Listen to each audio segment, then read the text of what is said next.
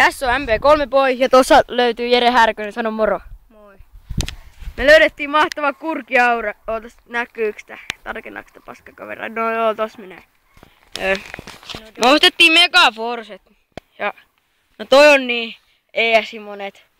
Silloin jo tuolla, en tiedä näkyykö.